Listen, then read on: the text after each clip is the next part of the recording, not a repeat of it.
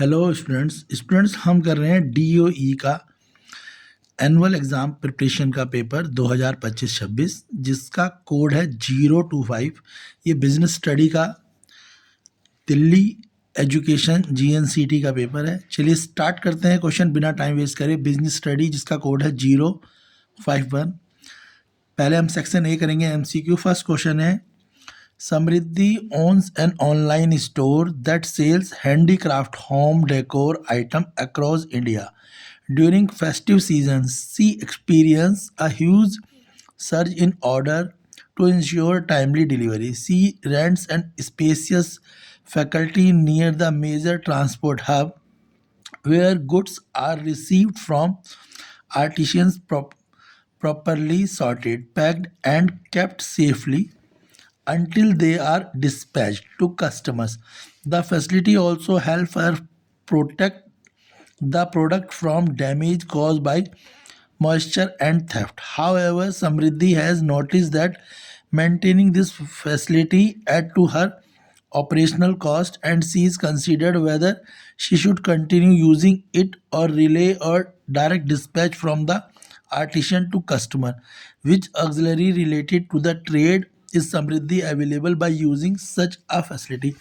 तो आपको समझ आ गया होगा समृद्धि ने क्या करा है, डायरेक्ट कस्टमर को डिस्पैच जो वो चाहती तो वो अपने प्रोडक्टों को डायरेक्ट भी डिस्पैच कर सकती थी और पहले कर भी रही थी, पर बाद में उसने सोचा कि वो जो भी कस्टमर उनको ऑर्डर देते हैं उन ऑर्डर को केयरफुली वहाँ तक पहुँचाए इन सारी चीज़ों के लिए। ठीक है, उसने कुछ एडिशनल चीज़ें रखी। तो बता रहा है कि कौन सा ऑक्सिलरी रिलेटेड करेगा यहाँ पे। तो अब उसने उनको और अच्छे से पैक करने के लिए क्या करा है, पहले एक जगह पे सेट करा है ताकि उन्हें अच्छे से पैक कर सके, उनमें कोई भी प्रॉब्लम ना आ सके मॉइस्चर वगैरह की। तो उसके लिए कौन सी ऑक्सिलरी इस ट्रेड में रिलेट करती है, तो वेयर हाउस रिलेट करता है। तो इसका आंसर आएगा वेयर हाउस। क्यों होगा वेयर हाउसिंग? वेयर हाउसिंग का मतलब गोदाम, यानी वो सारा सामान कहाँ रखेगी, गोदाम में रखेगी, फिर उसके बाद उसे ढंग से पैक करेगी, उसके बाद भेजेगी। तो यहाँ पे ऑक्सिलरी कौन सी है बेटा, वेयर हाउसिंग है। समझ आ गई, क्लियर है। नेक्स्ट देख लेंगे, अगला क्वेश्चन है आपका, a large IT company Novacia Solution has developed an internal online platform accessible only to its staff. Through this platform, employees can apply for leave, access salary slip, participate in online training program, share feedback, and communicate directly with the HR department. The company has also introduced a digital reward system where employees earn points for the completing training modules and maintaining good platforms which they can later redeem for benefits. The management believes that its system has improved transparency, efficiency, and employee satisfaction while reducing paperwork and administrative delay. तो एक IT company है, उसने क्या decide करा है, उसने decide करा है कि अगर उनकी कंपनी के जो लोग हैं एचआर डिपार्टमेंट वगैरह वाले भी, ठीक है, जब वो काम करेंगे, अगर वो डिजिटली काम करते हैं तो कंपनी उन्हें रिवार्ड देगी, कुछ पॉइंट्स देगी। उन पॉइंटों को जब वो काफ़ी ज़्यादा पॉइंट कलेक्ट हो जाएंगे तो उनसे वो कुछ प्लेटफॉर्मों से अपने लिए कुछ अच्छी चीज़ें भी खरीद सकते हैं, जैसे गूगल, जैसे अमेज़न का प्लेटफॉर्म है, फ्लिपकार्ट प्लेटफॉर्म है, इन सब प्लेटफॉर्मों के उनको कूपन भी मिलेंगे अगर वो डिजिटली काम करते हैं। तो जो मैनेजमेंट है वो इस किस चीज़ पे विश्वास करती है, यहाँ पे पूछा है, identify the type of the E business transaction highlight in the above solution.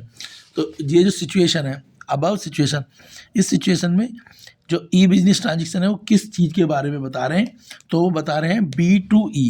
वो किसके बारे में बता रहे हैं, B2E बिजनेस जो होते हैं उसके बारे में बताया जा रहा है। क्लियर हो गया।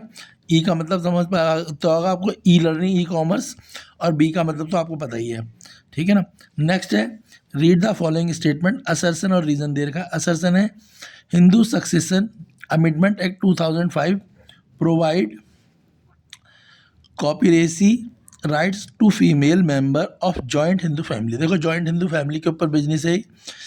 रीजन है, a female can not be a karta in the joint Hindu family. Karta आपने पढ़ाई होगा, जॉइंट हिंदू फैमिली में जो फीमेल जो है वो कर्ता नहीं हो सकती, ये रीज़न दिया है।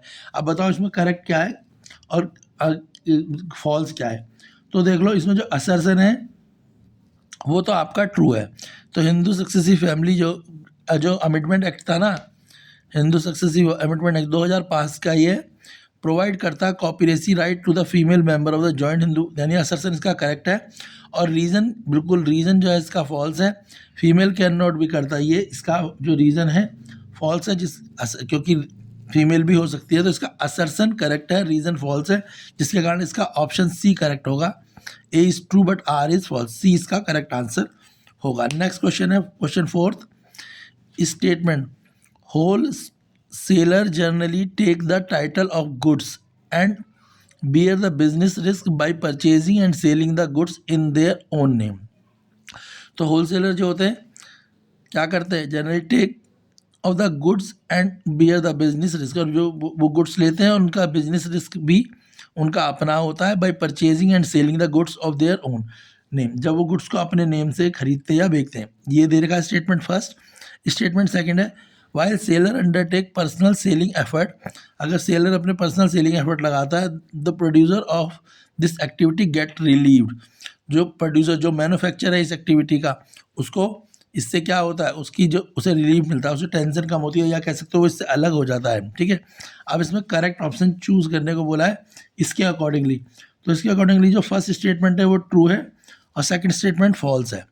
फर्स्ट स्टेटमेंट तो यही है कि होलसेलर जब अपने नाम से गुड्स बनाएगा तो उसका रिस्क बढ़ जाएगा, मगर जो सेलर पर्सनली सेलिंग एफर्ट लगाता है तो उससे ऐसा नहीं है कि जो प्रोड्यूसर होता है, जो मैन्युफैक्चरर होता है, उसको रिलीफ मिलता है, ऐसा नहीं है। तो इसका जो स्टेटमेंट 2 है वो फॉल्स है और स्टेटमेंट फर्स्ट जो है वो ट्रू है। इसके कारण इसका ऑप्शन ए करेक्ट होगा। ऑप्शन ए करेक्ट है क्वेश्चन 4th का, ऑप्शन ए। नेक्स्ट 5th है, which of the following statement about the retain earning is true. तो रिटेन अर्निंग आपको पता ही है, रिटेन अर्निंग क्या होती है। रिटेन अर्निंग में कौन सी स्टेटमेंट ट्रू है, पहली है, it refer to the profit distribution among shareholder as dividend.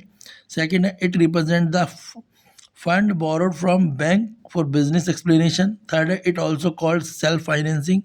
Fourth है, it is the amount receiving by the company from issuing new share.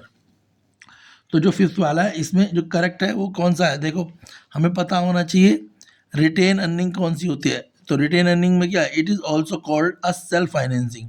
Self financing को ही हम क्या कहेंगे यहाँ पे, रिटेन अर्निंग। समझ आया, रिटेन अर्निंग कौन सी है, सेल्फ फाइनेंसिंग, जो खुद फाइनेंस करना। तो क्वेश्चन 5th का आंसर ऑप्शन सी होगा। नेक्स्ट है question 6th, to promote efficient air transport service across the country, यानी यहाँ एरोप्लेन की बात चल रही है, एयर ट्रांसपोर्ट वाली बात है। तो the government establish an organisation through a special act of parliament. The act clearly define the organisations power, objective and responsibility.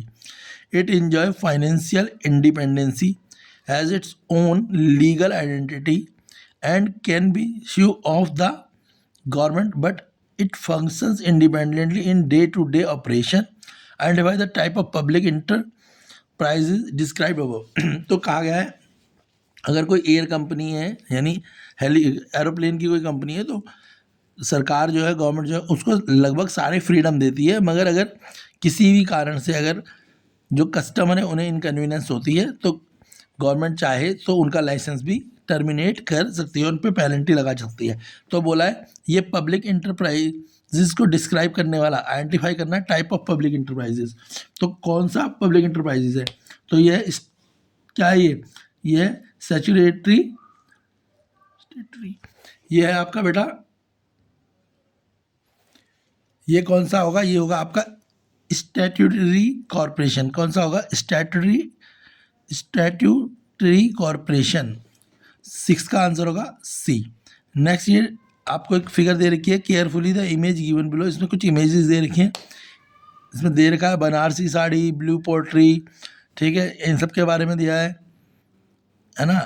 तो ये पेपर तो आपके पास है ही, तो इससे देखें। तो बोला identify the type of intellectual property right IPR show in the image. इस इमेज के हिसाब से किस चीज़ के बारे में बताया गया है।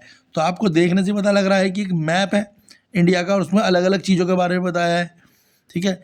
तो इसमें जो बताया गया वो किसके बारे में, मैप के हिसाब से। तो मैप किसको दिखाता है, जियोग्राफिकल इंडिकेशन। ऑप्शन बी इसका करेक्ट आंसर है। क्या होगा, जियोग्राफिकल इंडिकेशन।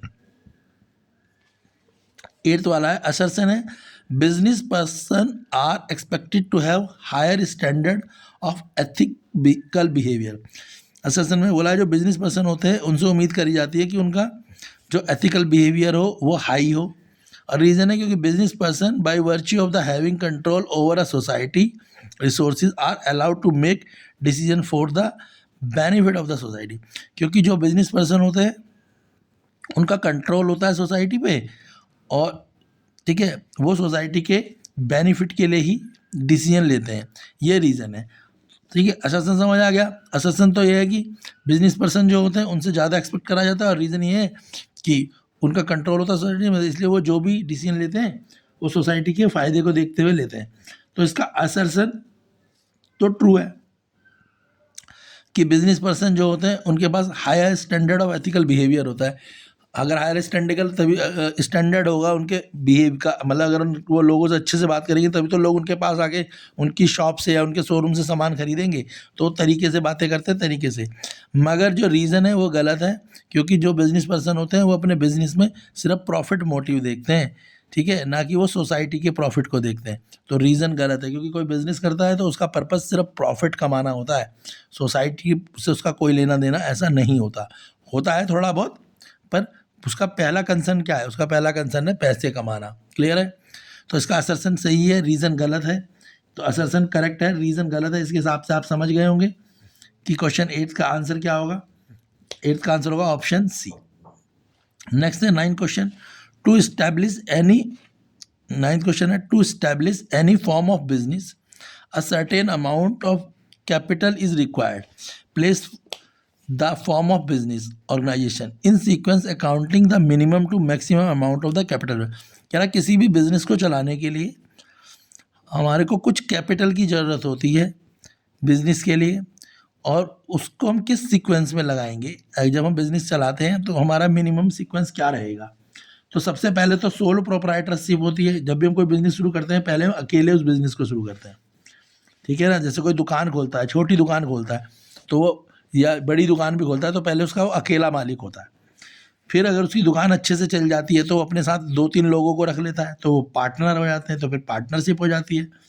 फिर अगर पार्टनरशिप के बाद भी बिजनेस और अच्छा चल रहा है, वो सोचता है इसी बिजनेस को 4-5-6 सिटीज़ में खोला जाए, ठीक है, या उसे उसी सिटी में बहुत बड़ा करा जाए, तो उसे प्राइवेट लिमिटेड कंपनी कर देता है।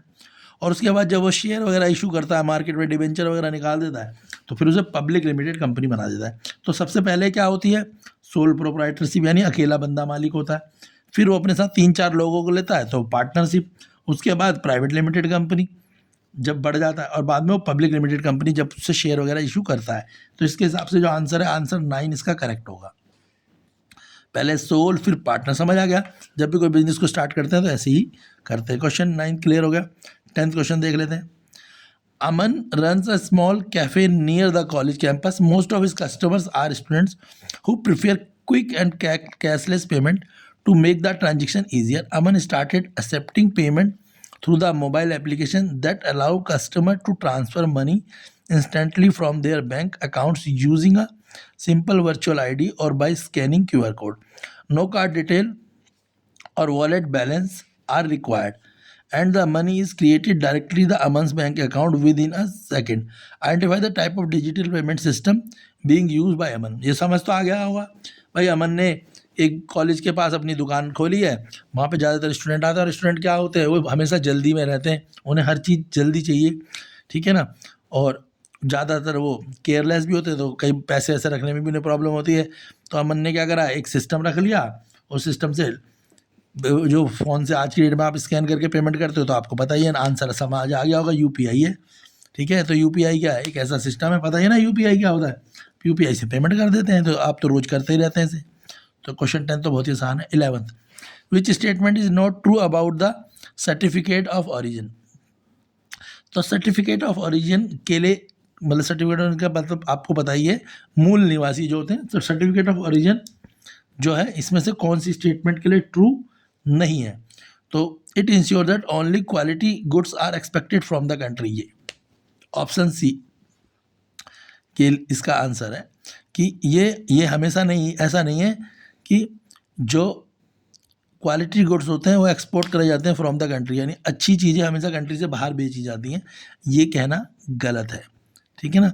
तो सर्टिफिकेशन ऑफ ओरिजिन में यहाँ। Next question 12, the major trading community of Gujarat and Rajasthan region in the ancient times were, ठीक है, जो पुराने समय से ट्रेडिंग कम्युनिटी थी गुजरात में और राजस्थान की, उनको क्या कहा जाता था, या कह सकते हो गुजरात और राजस्थान की, ठीक है, में जो पहले पुराने समय से बिजनेस करते थे उन लोगों को क्या कहा जाता था, उन लोगों को महाजन क्या कहा जाता था, क्या कहा जाता था, महाजन।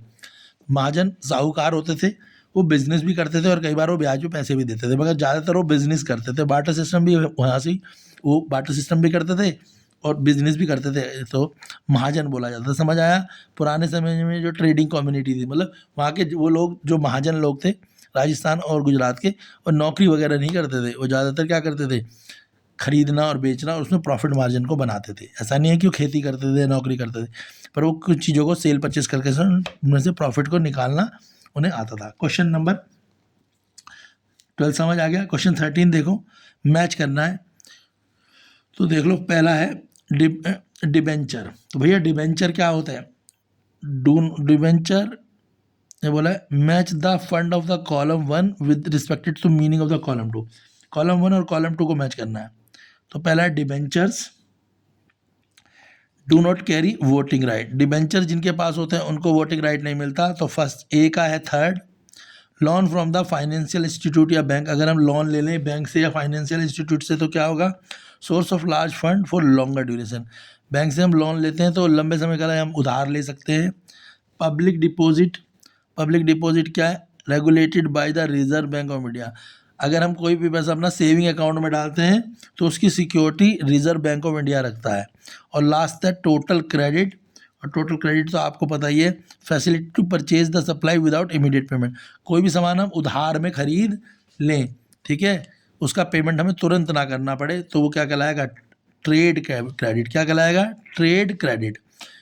ये हम बिजनेस की बात कर रहे हैं, पर्सनल नहीं। तो ट्रेड में अगर हम बिना इमीडिएट पेमेंट दिए अपने लिए गुड्स परचेज कर पा रहे हैं तो वो क्या कहलाएगा, ट्रेड क्रेडिट कहलाएगा। तो इस हिसाब से जो आपका आंसर बनेगा वो बनेगा ऑप्शन बी। करेक्ट आंसर होगा ऑप्शन बी। 13 का आंसर है आपका ऑप्शन बी। क्लियर हो गया बेटा। नेक्स्ट देख लेते हैं। ये तो क्लियर हो गया ना आपका, 13 क्लियर हो गया। नेक्स्ट देख लेते हैं। नेक्स्ट है 14, choose the correct statement about the small scale enterprises as per. ठीक है, अब स्मॉल स्केल इंटरप्राइजेज जो होती हैं उसको चूज करने के लिए बोला है, तो देखो, तो बोला है these enterprises are related to traditional industry. जो स्मॉल स्केल इंडस्ट्री यानी एमएसएमई एक्ट 2006 के हिसाब से है ये। एमएसएमई तो आजकल जो छोटे छोटे बिजनेस होते हैं वो एमएसएमई एक्ट के अंडर आ रहे हैं। सरकार उन्हें थोड़ी सपोर्ट भी करती है और उन्हें इनिशियल लेवल पे छोटे से लोन भी दिए जाते हैं ताकि वो अपने काम को बढ़ा पाएँ। ठीक है ना। तो हिंदी में से श्रम कार्ड बोलते हैं, हिंदी में एमएसएमई में स्मॉल स्केल इंडस्ट्री है।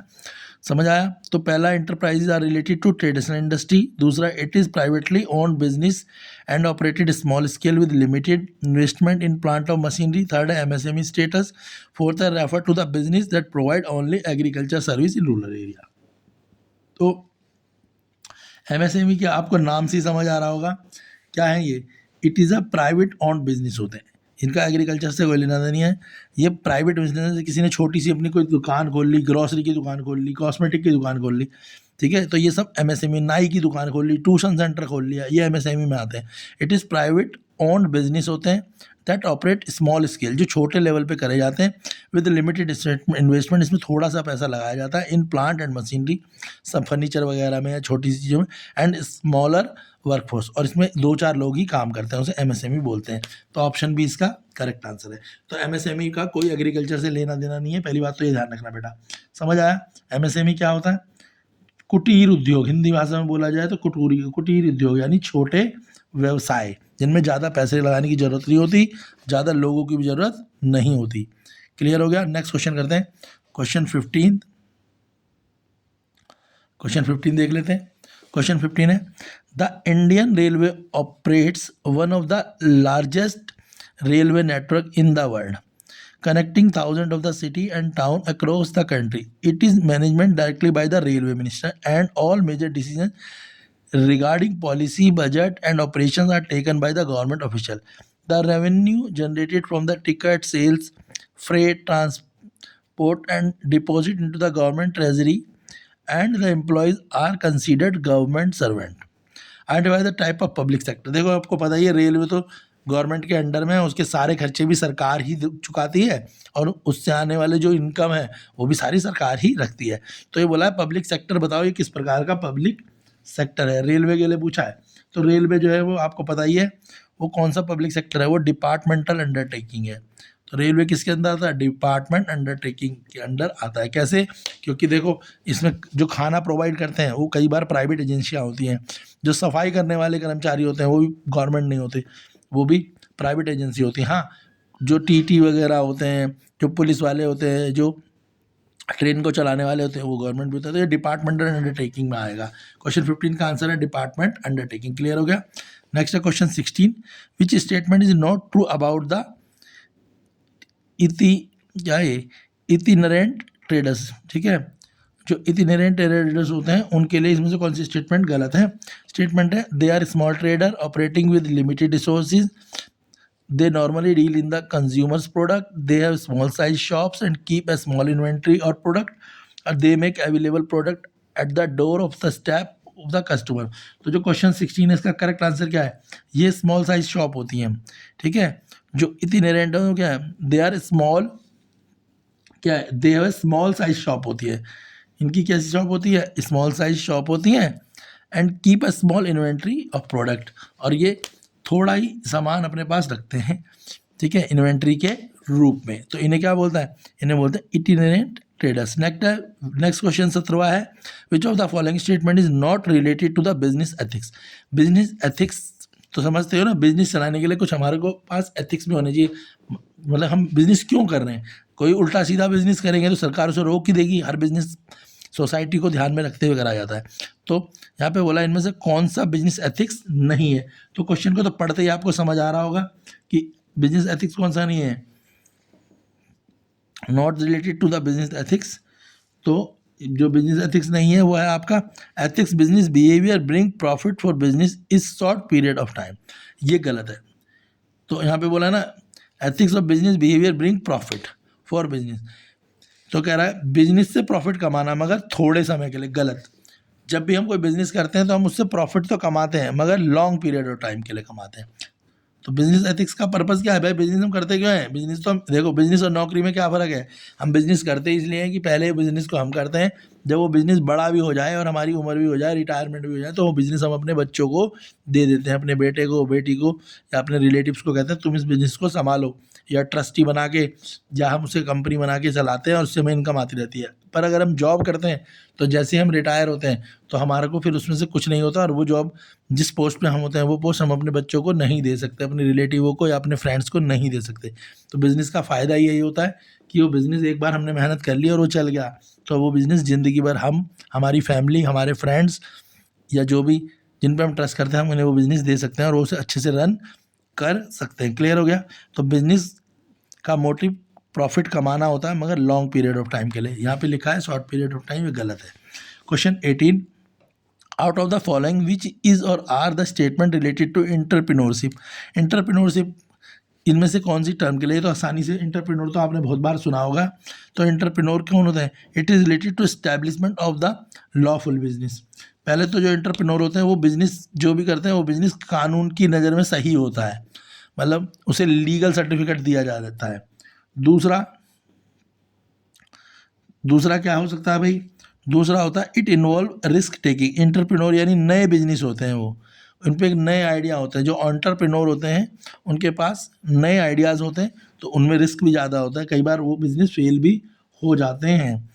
तीसरा, it needs negotiable skill to raise resources in the best interest of the enterprises. तीसरा, इनके पास ऐसी स्किल होती है कि लोगों से, जो बड़ी बड़ी कंपनियां होती हैं उनसे बार्गेनिंग कर पाते हैं ताकि वो उनसे फंड वगैरह ले सकें। यानी शार्क टैंक बच्चों ने देखा होगा तुमने, शार्क टैंक का मतलब यही है कि शार्क टैंक में जो लोग आते हैं ना फंड मारने, वो सारे क्या होते हैं, वो एंटरप्रेन्योर होते हैं। तो उनके पास पहले उनका जो बिज़नेस होता है वो लीगली पास होता है बिज़नेस, उसके बाद रिस्क तो वो ले ही सकते हैं, क्योंकि अच्छी अच्छी कंपनियां छोड़ के अपना बिजनेस शुरू कर रहे हैं तो रिस्क लेते ही हैं, और फंड लेने के लिए उनके पास एबिलिटी होती है, तभी तो वहाँ पहुँचते हैं। क्लियर हो गया।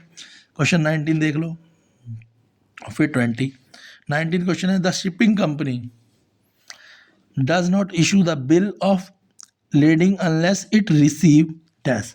शिपिंग कंपनी जो होती है does not issue the bill, वो बिल को इशू नहीं करती of the lading unless it receive, जब तक उनको वो रिसीव ना हो।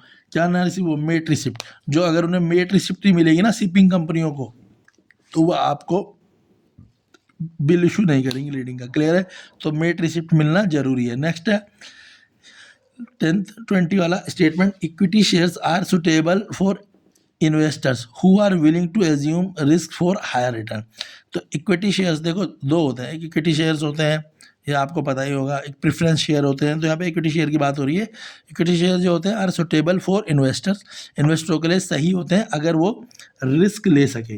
तो स्टेटमेंट 1 ट्रू है। देखो अगर वो रिस्क ज़्यादा लेंगे, रिस्क मतलब ये कि अगर कंपनी को लॉस होगा तो कंपनी उनके प्रॉफिट को भी कम कर देती है इक्विटी शेयर वालों के, मगर प्रेफरेंस शेयर वालों के साथ ऐसा नहीं होता।